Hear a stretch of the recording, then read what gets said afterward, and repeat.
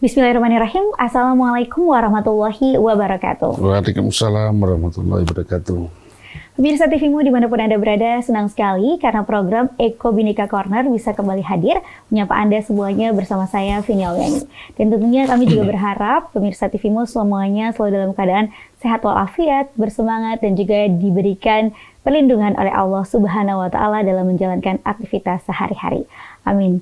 Dan kali ini kita akan membahas tema mengenai gerakan mahasiswa dalam kerukunan dan pelestarian lingkungan bersama narasumber kali ini, yaitu dari Ketua Umum DPP IMM, yaitu Mas Abdul Musawir Yahya, yang saat ini juga sudah ada di studio. Langsung saja kita sapa.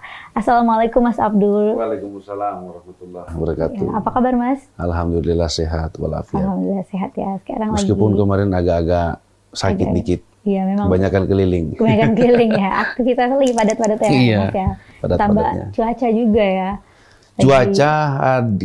Cuacanya dingin panas di beberapa daerah ya. Bukan kan setiap daerah kita pindah-pindah. Oh, pindah-pindah ya. Kadang di Malang, kadang di Riau, kadang di mana-mana itu. Wow, Kalimantan. Biasa. Kalimantan juga. Iya. Luar biasa. Akhirnya tumbang juga. Akhirnya tumbang juga. Tapi alhamdulillah sekarang bisa fit dan hadir di studio. Iya, kalau panggilan TVmu harus hadir kita. Alhamdulillah, siap. Ya, Mas Abdul ini adalah Ketua Umum DPP IMM, yaitu Ikatan Mahasiswa Muhammadiyah nih. Boleh cerita dulu ini kegiatan IMM, terutama nih IMM tingkat pusat ya. Seperti apa aja sih, Mas?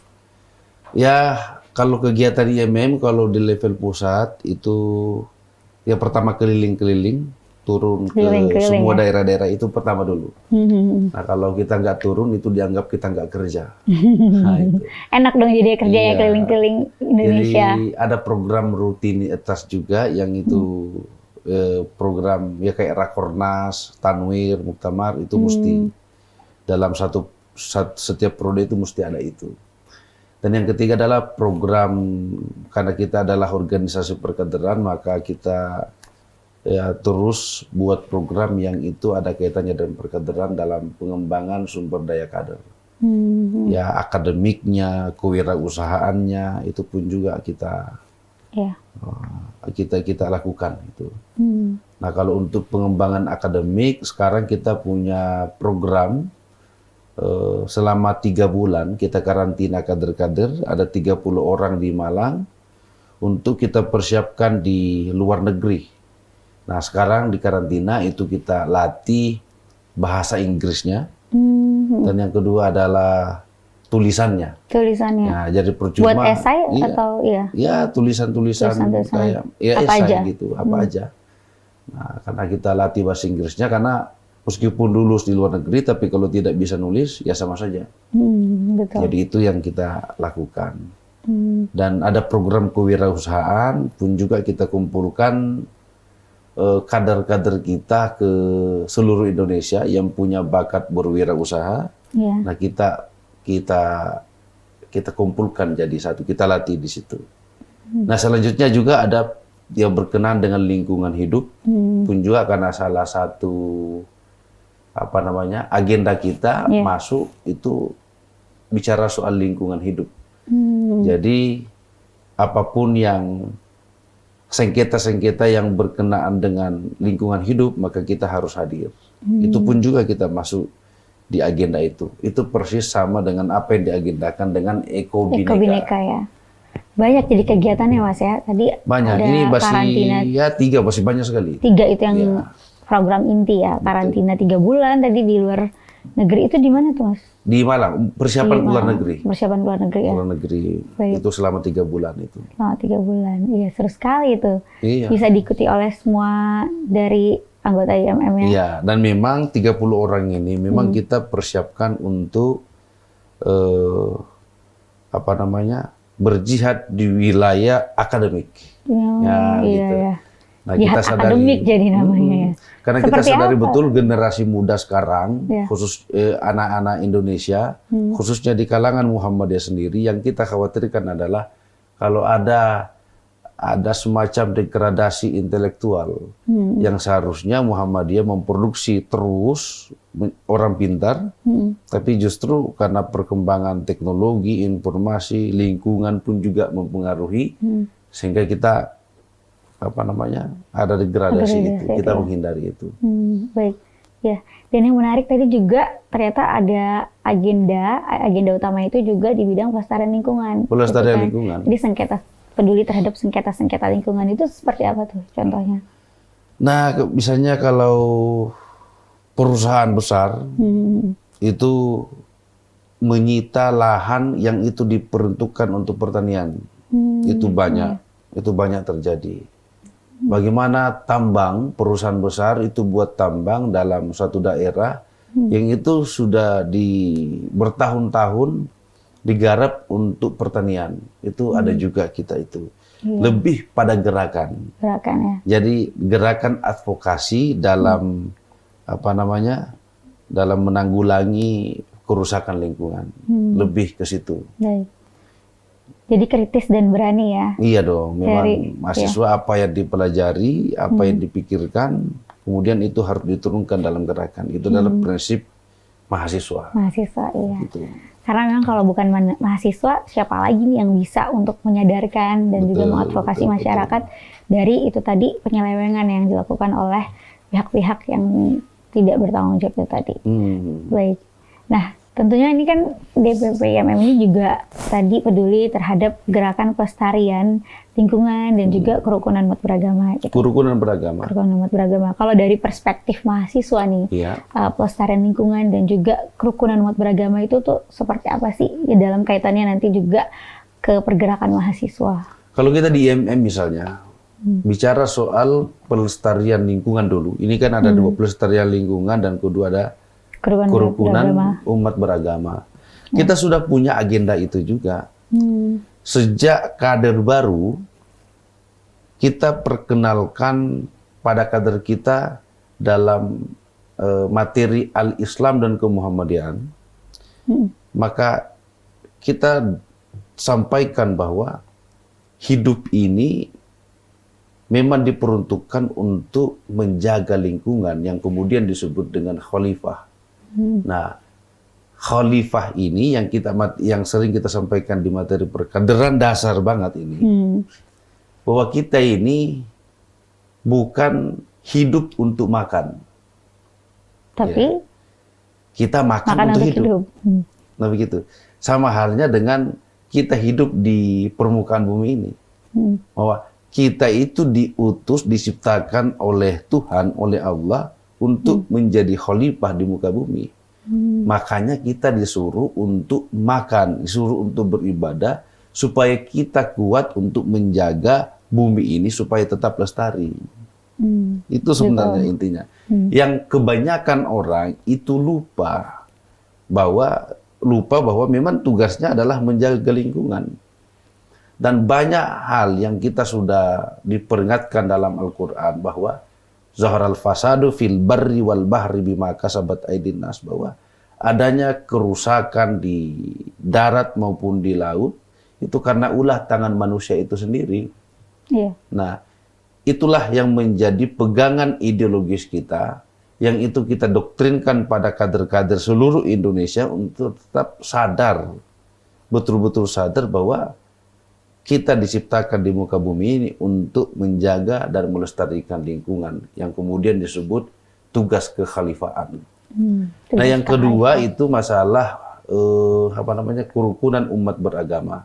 Kita pun juga menjaga betul komitmen itu, karena kita sadar bahwa kita hidup di negara yang heterogen, berbagai macam suku, budaya, agama termasuk.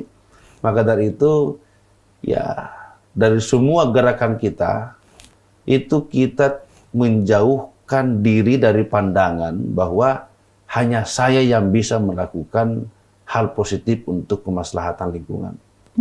Tetap itu kita jauhkan itu, tetapi kita harus kolaborasi pada semua agama, semua budaya, semua unsur perbedaan itu. Nah, kita sadar bahwa perbedaan itu adalah sebuah keniscayaan, tetapi ada satu titik di mana kita itu semua satu pandangan, yakni adalah menjaga lingkungan hidup itu. Nah, kita punya kelompok di Cipayung Plus di bawah naungan Rumah Kebangsaan. Itu bagus betul, dan IMM terlibat di dalam, terlibat berpartisipasi di situ.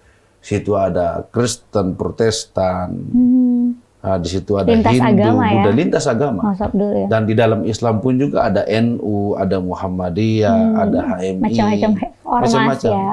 Baik. Nah, karena Islam pun juga itu harus kita kolaborasi di dalam, karena masing-masing punya pandangan keagamaan dan kebangsaan, dan itu sering berseteru, maka kita menghindari itu, kita gabung dalam sebuah rumah atau sebuah wadah yang disebut dengan rumah kebangsaan itu tadi menarik sekali. Jadi itu yang ditanamkan DPP IMM untuk kader-kadernya, bahwa tiap kita ini adalah khalifah ya, yang harus menjaga dan melestarikan lingkungan, dan juga jangan ada pemikiran tadi kalau ini hanya kita yang bisa melakukan, tapi kita kolaborasi itu tadi, bahkan lintas agama juga ikut dilibatkan. Baik, Mas Abdul, kita akan kembali membahas hal-hal lainnya, namun kita jeda sejenak ya Mas Abdul ya. Dan juga pemirsa jangan kemana-mana, tetap bersama kami dalam Eko Bhinneka Corner. Kita akan kembali sesaat lagi. Pemirsa, terima kasih masih bersama kami dalam Eko Bhinneka Corner. Kali ini bersama dengan Ketua Umum DPP IMM, yaitu Mas Abdul Musawir Yahya. Nah, Mas Abdul, kita lanjutkan kembali nih mengenai gerakan mahasiswa dalam pelestarian lingkungan dan juga kerukunan umat beragama. Nah, kalau kita melihat nih kondisi konflik sosial saat ini nih, menurut pandangan Mas Abdul ini seperti apa sih, dan bagaimana dampaknya terhadap mahasiswa? Konflik sosial itu harus diakui di negara kita itu masih merajalela. Konflik sosial itu dipicu oleh banyak hal. Ada faktor ekonomi, ada faktor sosial, faktor budaya, faktor agama yang paling banyak. Suka meruncing ya itu. Suka meruncing. Nah, kita pun juga sering terlibat di dalam, maksudnya dalam mendamaikan. Bukan ikut-ikutan, atau tanpa sadar ikut-ikutan konflik juga. Nah, ya termasuk organisasi sebesar NU dan Muhammadiyah itu sangat kerap terjadi di bawah masyarakat ya. Di masyarakat itu. Ya. Sosial di beberapa daerah itu masih sangatan, itu saling membunuh tuh. Darah sampai yang seperti keluar, itu ya. Bahaya. Dan itu pun juga anehnya yang kita sayangkan adalah itu pun juga terjadi banyak di kampus. Nah gitu. Yang kita kenal kampus adalah laboratorium intelektual untuk anak-anak muda, anak-anak mahasiswa, tapi pun juga itu ada di kampus itu. Karena kasus apa misalnya tuh, Mas Abdul? Ya kasus konflik sosial itu karena faktor yang namanya anak muda, ya saling mengejek mungkin, atau harga diri yang dipertaruhkan, akhirnya terjadi juga di kampus itu. Di dalam antar organisasi misalnya, pun juga di beberapa daerah pun juga organisasi, karena faktor beda organisasi, akhirnya nggak boleh mendirikan masjid di lingkungan itu. Ada juga. Karena beda aliran ya. Beda aliran, fikihnya beda, akhirnya pun juga nggak boleh. Nggak boleh. Karena ini. Ada karena faktor organisasi itu bahkan memicu konflik sosial di daerah mana itu, saya nggak usah sebutkan namanya. Itu perannya pun juga dihilangkan itu. Pun juga sebaliknya di umat Islam yang ada di mayoritas itu masih kerap terjadi diskriminasi terhadap minoritas. Itu yang tanpa mungkin umat Islam sadari ya. Tanpa mungkin Islam sadari. Nah, itu penelitian kan banyak. Ini sebagian besar umat Islam di Indonesia ini itu masih tidak setuju ketika memang ada pendirian gereja di tempat mayoritas, karena itu bisa mengganggu katanya begitu. Nah, bagi IMM itu sudah tidak bermanfaat lagi paham-paham semacam itu, termasuk pun juga kader-kader kita di seluruh Indonesia itu menghimbau untuk tidak terjebak pada kasus-kasus semacam ini. Justru kehadiran kita untuk menghadirkan IMM atau gerakan kita dalam rangka perdamaian antar umat beragama, umat manusia. Nah, kita paham betul bahwa kita disuruh untuk saling menjaga satu sama lain dan tidak boleh bercerai-berai. Itu sebenarnya. Iya, betul sekali, Pak. Konflik sosial dari aspek ekonomi pun juga itu masih menganga lebar di negeri kita. Perampasan lahan di kalangan masyarakat bawah itu masih tetap terjadi. Bagaimana Wadas, bagaimana di Berau, bagaimana di Jawa, bagaimana di Gresik, bagaimana di Banyuwangi, itu masih banyak betul terjadi perusahaan atau PT itu merampas hak lahan. Di Riau pun juga ada 40 orang kemarin yang sempat datang ke Jakarta minta advokasi ke IMM untuk menyelesaikan kasus perampasan lahan yang ada di Riau. Banyak juga. Di Gresik pun juga sama. Baru ini sedang kita tangani itu. Dan kalau di daerah Sumatera, di daerah Kalimantan, kebanyakan lahan pertanian itu diambil oleh perusahaan. Nah, itu konflik-konflik sosial kayak gitu banyak. Nah, termasuk pun juga di Muhammadiyah harus diakui bahwa kita masih punya tugas besar, tugas yang sangat berat memang untuk memahamkan dan menyadarkan pada kader-kader Muhammadiyah bahwa hidup di Indonesia ini itu memang harus penuh dengan kesadaran tentang arti keragaman. Begitu. Jadi, kalau konflik yang dipicu juga dengan lingkungan itu seperti apa menurut pandangan Mas? Kalau konflik yang dipicu sama lingkungan, ya itu tadi bidang yang saya lingkungan itu bilang tadi ya. itu. Kalau lingkungan itu yang perusahaan mau buat pabrik-pabrik yang itu sudah diduduki oleh para petani dan ditanami oleh para petani. Itu soal lingkungan juga itu. Iya. Lahan-lahan pertanian di daerah pegunungan itu sudah banyak dialihfungsikan menjadi wisata, menjadi apa, itu kita banyak juga itu wisata yang ya sangat mengganggu sih sebenarnya. Tapi kita masih belum pernah bersentuhan dengan mereka. Ya, baru kita akan bidik lirik-lirik dulu, kita riset dulu. Misalnya kalau memang ada celah ya kita sikat. Iya, kumpulkan dulu ini ya senjatanya ya. Iya dong. Iya, oke. Lalu untuk tadi itu banyak kan konflik-konflik juga yang ditemui di masyarakat dan juga bersinggungan dengan IMM langsung. Nah, bagaimana IMM mengatasinya? Terutama jika hal itu ke mahasiswa ya, maksudnya terkena ke mahasiswa gitu. Iya, betul. Ya memang menyikapi itu karena jelas kita ini organisasi perkaderan, maka semua agenda-agenda kita, baik seminar maupun pelatihan, itu kita selalu susupi penyadaran itu. Itu mesti ada. Dimanapun itu pelatihan, maka kita harus menyadarkan tentang arti keragaman. Karena kita sadar ya, bahwa semua ini terjadi itu karena kurang disentuhnya mereka dengan dalil-dalil, kurang disentuh mereka dengan ya diskusi. Nah, sehingga yang muncul di pikirannya, yang ngisi pikirannya itu adalah konflik. Yang ngisi kepalanya ini adalah doktrin bahwa kita adalah yang paling benar. Nah, tetapi kalau kita yang masuk ke mahasiswa, kita masuk ke masyarakat, bahwa yang benar adalah kita ini umat Islam yang menghargai tentang arti keragaman. Nah, akhirnya, tapi kalau yang pertama yang ngisi adalah kita ini umat Islam, itu harus memerangi orang-orang kafir, harus memerangi orang-orang yang tidak mau ikut dengan kita. Nah, akhirnya yang muncul ada juga. Karena yang namanya pendidikan yang rendah ini, itu pun juga akan sangat berpotensi memicu konflik. Karena doktrin-doktrin apapun itu diterima. Di Indonesia ini semua. Mentah-mentah ya tadi ya. Termasuk kalau di Indonesia ini, saya ngaku nabi pun juga pada masyarakat-masyarakat tertentu bisa aja percaya. Nah, itu ada salah satu contoh yang harus kita perangi, yang harus kita masukin.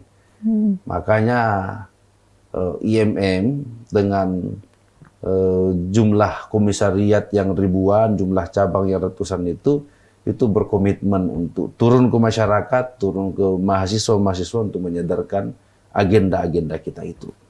Itu salah satu cara yang paling ampuh untuk mengatasi konflik-konflik itu. Baik, nah ini menarik sekali. Kita juga ingin tahu ini agenda-agenda IMM ataupun juga gerakan-gerakan mahasiswa IMM yang konkretnya ya, yang turun dirasakan langsung oleh rekan-rekan mahasiswa, terutama masyarakat dalam kerukunan dan juga pelestarian lingkungan itu tadi seperti apa. Tapi simpen dulu ya, Mas Abdul. Kita akan membahasnya setelah yang berikut ini. Pemirsa, kita akan kembali sesaat lagi. Oke. Pemirsa, Anda kembali bersama kami dalam Eko Bhinneka Corner. Kita lanjutkan kembali membahas mengenai gerakan mahasiswa dalam kerukunan dan pelestarian lingkungan bersama dengan Mas Abdul. Nah, Mas Abdul, jadi apa nih gerakan organisasi mahasiswa, terutama dalam IMM ya, Ikatan Mahasiswa Muhammadiyah ini, untuk menjaga kerukunan dan juga pelestarian lingkungan ini? Konkretnya nih, gerakan nyatanya. Konkretnya gerakan mahasiswa dalam pelestarian lingkungannya itu memang hari ini lebih kepada pelatihan dan perkaderan. Itu kita bergerak dari seminar ke seminar, dari pelatihan ke pelatihan, workshop ke workshop. Itu kita lakukan itu dalam kapasitas kita sebagai mahasiswa. Nah, tetapi tidak hanya itu, tidak hanya kita berdiskusi belaka di forum-forum, tetapi pun juga kita kerjasama pada semua elemen yang itu kefokusannya dalam pelestarian lingkungan. Ya, baru beberapa bulan yang lalu kita kerjasama sama Walhi, sama Walhi untuk melakukan pelatihan namanya Green Leadership. Green Leadership. Ya, nah itu kita undang kader-kader yang peduli terhadap lingkungan tuh khusus seluruh Indonesia untuk ikut dalam pelatihan itu.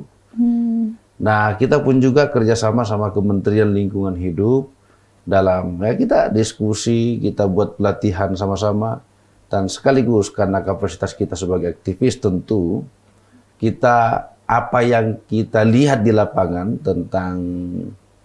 tentang lingkungan hidup dan segala gangguannya ya kita sampaikan ke kementerian dan termasuk pun juga kerjasama sama Walhi ya. Yang memang kita kenal dari dulu aktivis lingkungan, aktivis lingkungan dan peduli lingkungan hidup. Ya, kita ajak semua. Nah, termasuk organisasi kepemudaan pun juga kita kolaborasi untuk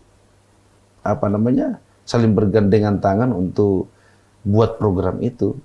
Nah, banyaklah dan masih banyak program-program yang lain yang kita lakukan. Nah, termasuk kita kerjasama sama PP Muhammadiyah yang didukung oleh Lazismu itu penanaman mangrove ya. Itu masih banyak sebenarnya. Di mana tuh penanaman mangrove? Di Aceh. Oh, di Aceh. Di Aceh juga. Di Aceh, ada di Sumbar, ada juga. Baik. Nah, ini kan biasanya untuk gerakan mahasiswa itu identiknya kan turun ke jalan ya. Apakah memang selalu seperti itu? Nah, umumnya banyak yang memahami begitu. Karena ini ditinjau dari aspek kesejarahan. Nah, tetapi IMM tidak memandang gerakan mahasiswa itu tidak hanya dimaknai turun ke jalan. Tetapi gerakan mahasiswa yang sebenarnya, kalau bagi saya ya, adalah mentransformasikan apa yang ada di pikirannya pada tindakan nyata. Jadi kita kuliah ini sebagai mahasiswa, jurusan apapun itu, maka ini harus dirasakan, dibuat sebuah gerakan yang itu kemanfaatnya dirasakan oleh masyarakat umum. Jadi tidak hanya turun ke jalan, panggil massa lalu kemudian kita teriak. Itu betul, itu bagian daripada gerakan mahasiswa. Tapi kalau satu-satunya itu adalah gerakan mahasiswa dengan turun ke jalan, itu saya nggak sepakat. Nah, kita kenal dengan intelektual organik misalnya. Jadi kita mengekspresikan jurusan yang kita yang kita pilih, kita dalami di situ, lalu kemudian kita turunkan dalam kehidupan kita sehari-hari supaya masyarakat bisa merasakan. Nah, aktivis hari ini itu sering kelupaan atau tidak memperhatikan aspek kekaryaan. Kekaryaan. Akhirnya bukan dari kalangan aktivis lah yang kemudian membuat Gojek, Iya. yang membuat aplikasi-aplikasi yang itu bisa langsung dirasakan oleh masyarakat. Bukan dari kalangan aktivis, tapi kalangan yang memang dari dulu sudah menseriusi itu. Nah, padahal sebenarnya di kalangan aktivis kan terdiri banyak jurusan tuh. Iya. Ya harusnya pun juga yang ahli tata negara pun juga jadilah buatlah gerakan mahasiswa yang memang konsen untuk membahas soal ketatanegaraan kita, politik kita, ekonomi kita. Itu bagian daripada gerakan mahasiswa. Nah, turun ke jalan ini kan sebagai simbol. Iya. Ini simbol perlawanan terhadap pemerintah, bahwa ada kebijakan dari aspek sosial, ada kebijakan di ekonomi, ada kebijakan di infrastruktur dan sebagainya yang tidak sesuai dengan kemauan rakyat berdasarkan kajian atau riset yang didalami, begitu. Jadi jangan sampai terjebak. Iya. Bahwa kader-kader kita di bawah jangan sampai terjebak bahwa gerakan mahasiswa harus turun ke jalan. Nah, buktinya banyak yang turun ke jalan tapi tidak tahu apa yang mau diteriakkan. Iya. Cuman turun ke jalan saja. Nah, Jadi ini jangan sampai terlena juga ya betul, dengan definisi yang keliru itu tadi. Ya, memang menghindari karakter yang semacam itu. Seperti itu. Karena masih banyak peran-peran yang bisa diisi oleh aktivis itu tadi untuk menghasilkan solusi itu tadi ya di masyarakat. Ya. Jadi kayak macam menjaga lingkungan hidup, aktif di Eko-Bhinneka misalnya, maka itu adalah bagian daripada gerakan mahasiswa. Jadi bukan turun ke jalan. Advokasi ke masyarakat itu adalah gerakan mahasiswa. Pergi membina masyarakat supaya terhindar daripada konflik sosial itu adalah bagian dari gerakan mahasiswa. Makanya nyambung dengan KKN, kuliah kerja nyata tuh. Turun ke masyarakat, pelajari problem apa yang ada di masyarakat. Lalu kemudian mahasiswa turun sebagai orang intelektual, orang akademisi untuk menyelesaikan problem itu. Nah, itu adalah gerakan mahasiswa yang sesungguhnya. Ada contoh pengalaman yang berkesankah dari gerakan-gerakan yang dilakukan oleh IMM untuk tadi menghasilkan solusi tadi itu ataupun juga karya nyata ya ke masyarakat itu tadi. Contoh misalnya kita memandang bahwa di Indonesia ini angka kemiskinan itu masih terlampau tinggi. Maka kita turun ke masyarakat, kita bidik masyarakat mana yang kira-kira angka kemiskinannya itu sangat tinggi. Maka datang kita ke masyarakat, ngopi bareng, kita dengarkan curhatan mereka, lalu kemudian kita, memang karena di satu daerah itu hanya orang-orang tertentu yang bisa masuk di pabrik atau perusahaan, sehingga menghasilkan dampak pengangguran pada masyarakat yang akhirnya miskin. Maka ya, satu-satunya cara kita buat pelatihan UMKM. Buat karya apa, buat karya. Padahal kreatif loh mereka itu. Maka kita fasilitasi mereka untuk buat pelatihan UMKM. Lalu kemudian kita koordinasi dengan beberapa lembaga untuk menyelesaikan permodalan. Nah, akhirnya jalan. Nah, ada masyarakat kayak warung kopi, ada BUMDes pun juga ikut parkiran segala macam. Akhirnya hidup semua. Termasuk usaha besarnya pun juga kita buat. Akhirnya ada sekitar ratusan orang bisa kerja gara-gara UMKM. Pelatihan itu yang diadakan. Pelatihan yang akhirnya buat usaha menengah itu. Jadi masyarakat pun juga bisa hidup. Nah, saya rasa itu jadi miniatur, itu bisa dikopi ke daerah-daerah yang lain. Bahwa cara kita untuk menanggulangi kemiskinan dengan cara adalah menghidupkan UMKM. UMKM itu tadi ya. Nah, kita pun juga kalau ketemu sama beberapa menteri kayak Menteri Perdagangan, Menteri Ida Fauzia segala macam, kita sampaikan bahwa kita buat agenda itu. Kader kita yang konsen di UMKM itu ratusan, tersebar ke seluruh Indonesia. Maka kita buat itu. Gitu. Baik. Lalu dari sisi pelestarian lingkungan nih juga kerjasama dengan Eko-Bhinneka seperti apa nih? Apakah sudah ada juga kegiatan atau program yang dilakukan bersama dengan Eko-Bhinneka atau nanti dalam rencana ke depannya? Rencana ke depan, karena dengan padatnya agenda kita di DPP ini, ya baru kemarin kita koordinasi sama Eko-Bhinneka. Nah kebetulan di IMM, khusus di DPP sekarang itu, konsentrasinya itu kan ada 7, salah satunya adalah pelestarian lingkungan, menjaga lingkungan. Menjaga lingkungan itu ya. Baik, kita akan bahas lebih dalam lagi. Tadi terkait ini rencana kolaborasi antara IMM dan juga dengan Eko-Bhinneka. Tapi kita bahas di segmen selanjutnya ya, Mas Abdul. Dan juga pemirsa jangan kemana-mana, tetap bersama kami. Kita akan kembali sesaat lagi. Pemirsa, kembali lagi dalam Eko-Bhinneka Corner dan kita akan lanjutkan kembali membahas mengenai gerakan mahasiswa dalam kerukunan dan juga pelestarian lingkungan bersama dengan Mas Abdul nih. Nah, Mas Abdul ini kan usia-usia mahasiswa, ini kan usia-usia yang lagi bergelora ya, punya banyak semangat yang tinggi, terutama juga untuk mengusung suatu idealisme dan juga tertarik nih di dunia politik gitu. Yang mana politik ini kan ranah yang rentan ya, akan terjadinya suatu gesekan, termasuk juga gesekan yang bisa menimbulkan perselisihan ataupun kesalahpahaman antar umat beragama gitu. Nah, itu gimana cara menanganinya tuh? Kita di MM itu membagi 2 kalau ngomongin politik. Ada yang disebut dengan tujuan politik, ada proses politik. Nah, kalau tujuan politik itu kita sama-sama memahami bahwa itu suci. Suci. Itu bagus. Karena itu bicara soal kebijakan. Bagaimana kebijakan itu kita pertemukan dengan proses tujuan politik, kita pertemukan dengan proses politik yang bagus. Nah, kalau tujuan politik ini misalnya ada kemiskinan, ada ketimpangan, maka buat kebijakan supaya tidak miskin. Gitu loh. Itu bagian daripada, karena politik kita pahami itu penataan negara.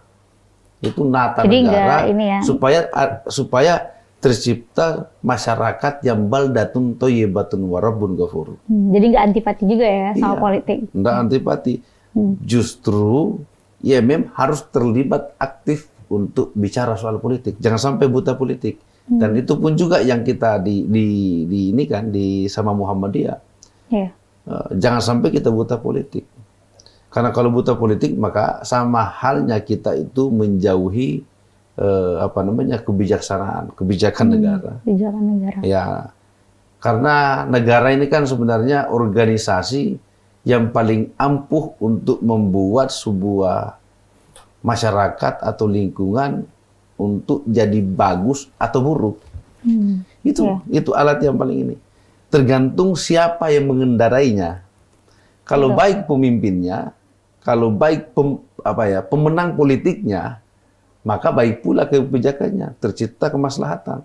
Tetapi kalau orang-orang buruk, ya jelas menurut pemahaman kita itu pasti akan melahirkan kebijakan yang hanya mementingkan kepentingan kelompok tertentu atau individu-individu saja. Maka IMM harus terlibat aktif. Tapi dalam konteks politik nilai. Nah, ada yang disebut dengan proses politik. Nah, disinilah orang saling buat cara mencapai tujuan itu dengan berbagai macam metode. Ada yang money politik lah, ada yang saling menghujat, menghina, black campaign. Disinilah terjadi rentan terjadinya konflik, gitu loh. Nah, kalau persoalan SARA misalnya atau politik identitas itu adalah bagian daripada proses politik, itu proses politik. Cuman kita ini di MM karena kita menjunjung tinggi nilai-nilai keadaban, jangan sampai mencapai tujuan itu dengan cara-cara yang tidak bagus. Itu saja. Sampai di situ IMM pergerakannya dalam dunia politik. Dalam dunia politik ya. Jadi boleh melek politik tadi dalam politik nilai, tapi untuk yang politik identitas ataupun menimbulkan gesekan-gesekan itu dihindari ya. Tapi kalau untuk perbedaan pendapat jadi masih dibebaskan sah saja. Karena perbedaan pendapat itu adalah dan bagian juga perbedaan daripada dukungan proses. Misalnya. Ya, kalau dukungan politik itu wajar-wajar saja. IMM tidak mau mengarahkan pada menggunakan organisasi untuk mengarahkan pada salah satu calon. Itu tidak etis dalam dunia organisasi kita atau adab organisasi kita. Tetapi untuk mempresentasikan calon-calon hanya sekedar menyampaikan visi misi itu boleh-boleh saja. Bahkan kita itu wajib mendengarkan visi misi mereka supaya kita tidak membeli kucing dalam karung itu tadi ya. Gitu. Kita harus tahu calonnya siapa dong. Takutnya calonnya kayak banyaklah kepala daerah itu yang secara kapasitas itu nggak ada. Kemampuan bicara pun juga itu nol pudul. Ya akhirnya jadi kepala daerah jadi boneka. Sayang ya. Jadi boneka dikendalikan sama orang-orang yang di sekelilingnya yang punya kepentingan tertentu dengan maksud tertentu, bukan untuk kemaslahatan. Ini bahaya juga, maka IMM ini dalam apalagi 2024 ini harus tampil untuk berada di garda terdepan bahkan untuk melihat terlibat aktif di dunia politik itu. Karena IMM ini mahasiswa ini adalah harapan bangsa ya, pemuda-pemuda yang akan memimpin nanti beberapa tahun ke depannya. Betul. Baik. Nah, kaitannya juga kita kembali lagi ke kerukunan dan juga pelestarian lingkungan. Kira-kira nanti ke depannya nih program-program IMM untuk mendukung juga terciptanya kerukunan umat beragama dan pelestarian lingkungan ini seperti apa, dan juga kolaborasi dengan Eko Bhinneka nanti akan melakukan apa itu, Mas? Kita sudah sepakat dan punya komitmen bareng IMM dan Eko Bhinneka karena program-programnya sangat bagus. Maka kita akan kalau bisa MOU untuk kerjasama itu. Kader-kader kita di Indonesia, seluruh Indonesia pun juga kita arahkan untuk kerjasama, terlibat aktif untuk mendukung program-program Eko Bhinneka. Ada ketua DPD Maluku Utara saja, Maluku Utara itu jadi ketua Eko Bhinneka di sana di Maluku, Maluku Utara maksudnya. Udah langsung tuh ya? Udah langsung berkolaborasi jadinya. Dan kemarin di pelatihan Grand Leadership itu pun juga anak-anak IMM kerjasama sama Walhi dan OKP pecinta lingkungan pun juga harus kolaborasi juga. Ya, IMM yang kalau kita bisa bilang PDM itu dipakai aja untuk jadi fasilitas untuk buat perkumpulan terkait masalah lingkungan hidup. Programnya lagi-lagi banyak lah yang bisa kita kolaborasikan. Apalagi masalah problem-problem yang saya sampaikan tadi itu bisa kita atasi dengan kolaborasi. Gitu mungkin, Mbak. Baik. Kira-kira ini juga yang penting, ini yang harus menjadi catatan penting buat IMM nih, terutama dalam pelestarian lingkungan itu tadi dan kerukunan umat beragama ini apa? Dari dalam kerukunan umat beragama deh, Mas. Kalau peranan IMM ya. Iya. Kalau kerukunan beragama ya jelas bahwa kita perbanyak bergaul saja. Perbanyak bergaul, perbanyak diskusi, maka secara otomatis kita pun juga akhirnya pada akhirnya akan paham bahwa perdamaian itu penting. Terbuka paradigmanya jadinya. Terbuka paradigmanya. Ya jangan selalu buanglah doktrin-doktrin bahwa kita yang paling benar, kita yang masuk surga, karena itu memicu konflik. Itu kita hindarilah. Kita akan komitmen itu turun ke kader-kader kita akan nyampaikan itu pasti. Baik. Kalau untuk catatan juga ataupun mungkin juga kegiatan langkah kecil ya yang bisa dilakukan oleh kader-kader IMM mungkin untuk pelestarian lingkungan itu seperti apa? Langkah-langkah kecil yang dilakukan oleh sementara konsepnya sih sebenarnya masih kita rancang sih. Untuk sementara kan baru kemarin kita ketemunya sama teman-teman Eko Bhinneka dan cuman sekedar kesepakatan bahwa kita akan melanjutkan program ini bareng-bareng, itu aja. Kalau langkah-langkah kecil ya itu di pelatihan-pelatihan itu. Memang memang perhatian atau kepedulian, program kepedulian terhadap lingkungan di IMM itu masih perlu kita tingkatkan spiritnya, karena ini terlalu banyak ngomongin politik ya. Karena biasanya anak muda memang lekat dengan politik ya Mas. Iya begitu. Iya, akhirnya teman-teman banyak tertarik ke sana. Ya pelan-pelan lah kita ini. Pelan-pelan nanti disisipi ya Mas. Betul. Ya. Agenda-agenda kita tersebut. sadarkan bahwa menjaga lingkungan itu jauh lebih penting daripada ngomongin politik. Nah, apalagi cuma ngomongin. Kalau pelaku politik itu masih mending. Tetapi hanya untuk ngomongin politik, itu saya rasa itu jauh lebih penting ngomongin lingkungan dan supaya kita bergerak daripada ngomongin politik yang nggak ada gunaan itu. Iya, betul sekali. Iya, Mas Abdul boleh closing statement, kesimpulan juga tentang tema kita kali ini, gerakan mahasiswa dalam kerukunan dan pelestarian lingkungan seperti apa, dan juga kalau ada pesan-pesan untuk pemirsa, boleh silakan. Oke. Untuk kader-kader dimanapun berada, maka yang harus saya ingatkan adalah kita ini adalah kaum-kaum intelektual, kaum akademik yang betul-betul diciptakan untuk memakai pikiran, otak dan pikiran itu supaya apa atau perilaku kita itu menghindari sesuatu yang merusak atau mafsadah kalau istilahnya begitu. Tugasnya kita sebagai organisasi Islam di lingkungan Muhammadiyah ini, kita harus pahami bahwa kita ini adalah khalifah yang diutus oleh Allah untuk merawat bumi ini. Khalifah ini menghantarkan sesuatu ciptaan Allah, segala ciptaan Allah kepada fungsi yang sebenarnya. Jangan sampai kita justru malah sebaliknya menggunakan tugas kekhalifahan ini atau fasilitas-fasilitas yang diberikan oleh Allah itu pada hal yang tidak sebenarnya. Mungkin itu saja. Baik, terima kasih banyak Mas Abdul tadi atas pesan-pesannya, juga untuk pemirsa pada umumnya dan juga teman-teman kader IMM pada khususnya. Oke, terima kasih Lazismu, terima kasih Eko Bhinneka. Yang mudah-mudahan tetap kerjasama, kolaborasi untuk membangun peradaban yang maju, yang berkemajuan. Berkemajuan, peduli lingkungan dan juga menciptakan kerukunan beragama. Peduli lingkungan dan menciptakan kerukunan umat beragama.